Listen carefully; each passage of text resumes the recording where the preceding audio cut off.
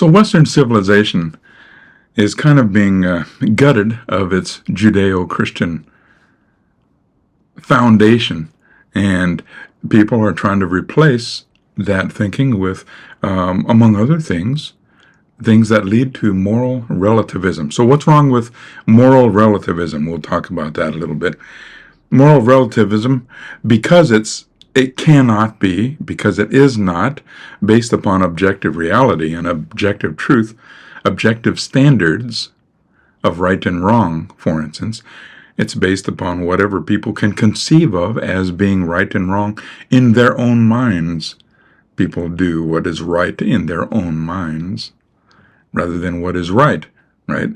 It undermines objective truth. So objective truth, objective reality, belief in God is all undermined by moral relativism, because it's the atheism or the anti-theism, which is a term that I don't know if I've seen it anywhere, but it's what I use to describe that.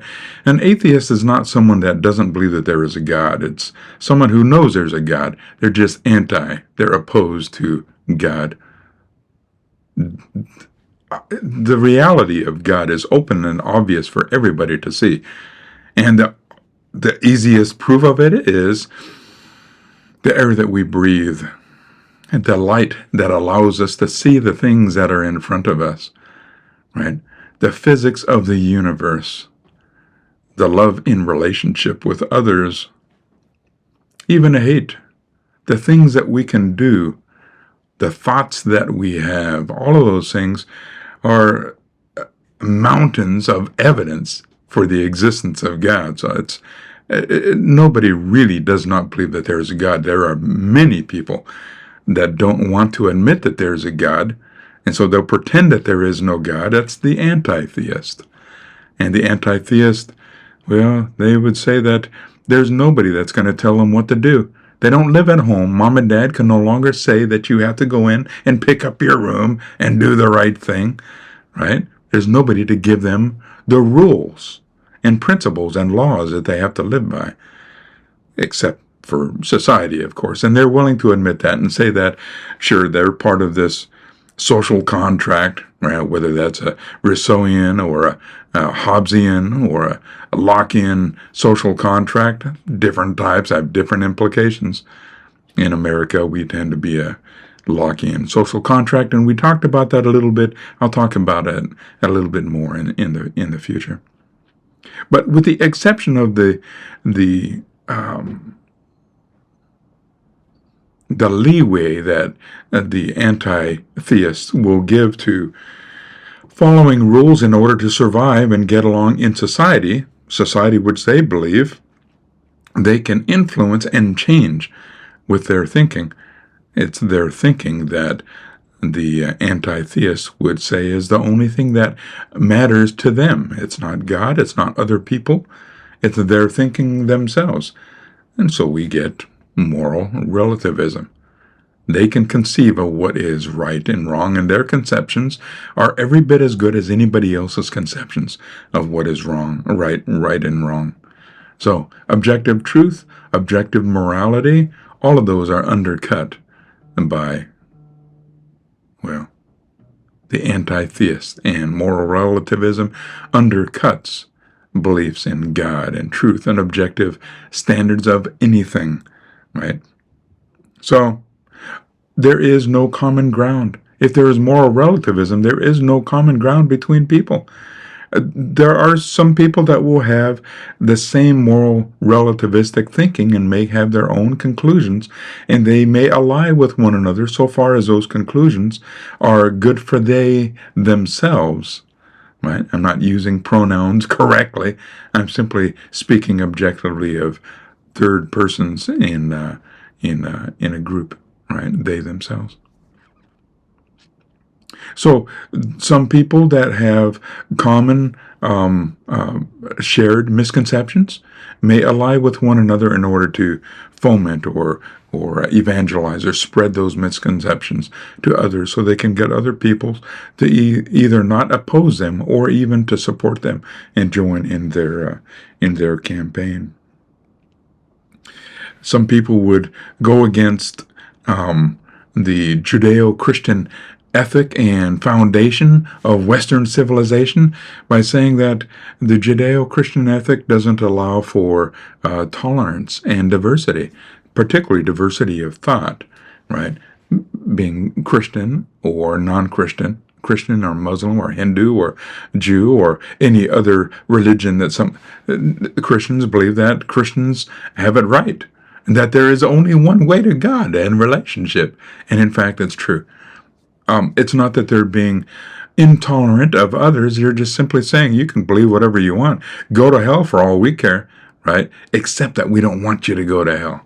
So join us. So there is a certain amount of intolerance. That's what some people would say that it is, because we, as Christians, refuse to be moral relativists as non-Christians or anti-Christians are. But that's on them, not on Christians. Tolerance is still there, and appreciation of diversity. We as Christians are tolerant enough to say that if somebody doesn't want to be a Christian, that's okay. I'm not going to force you. You can choose to be Buddhist. It's kind of stupid, but you can do that if you want. A Taoist, a Taoist is a conception of the universe and is in a particular way. It doesn't really get to the ultimate question of how the universe came to be. But if you want to do that, you can do that. We're not going to stop you from being stupid. We're going to allow that. So the tolerance is there. Is there judgment? Of course. People have judgments in our minds. We have a value system in our minds. We value certain beliefs as being more consistent with reality and our theism than other things. But nothing wrong with that. The role of Judeo-Christian values, they help to shape not just the art, right, and literature, the history of Western civilization, but certainly a view of reality in relationship with other people that exist in an objective reality, not the reality that we can dream up in our relativistic conceptions, but the reality that truly exists. Because eventually the reality that we dream up in our own conceptions is going to come up with some hard knocks when it meets with an objective reality that doesn't appreciate the fact that somebody believes something different in their rebellion against God and mom and dad and society and anybody else, whatever leads to their moral relativistic thinking. All right.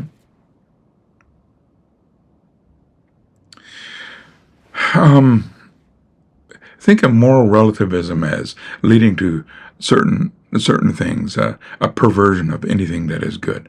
Anything that is good can be twisted and mangled into something that is non-good. Moral relativism says that twisting and that mangling and that new something, that resulting perverted like homosexuality or transgenderism, right? Those kinds of things would be a perversion of something that's good. And what is good? It is good that God created them male and female. He created them, right, in the image of God, right? Not the perverted 200 different gender preferences or genders or sexes that the moral relativists would say exist, because those things simply don't exist. So perversion would be kind of the order of the day for the moral relativist, right? It happens all of the time.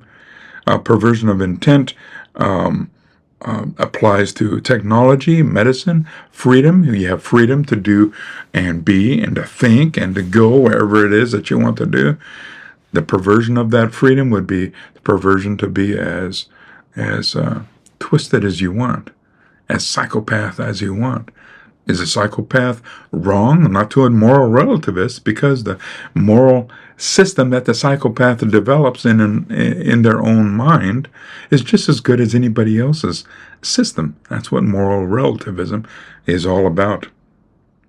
That's pretty much all we'll get to with regard to this. We could get into the idea of slippery slopes, which is a fallacy in Aristotle's logical system, right? Fallacies, law, all kinds of different fallacies, and it's pretty fun to play with fallacies.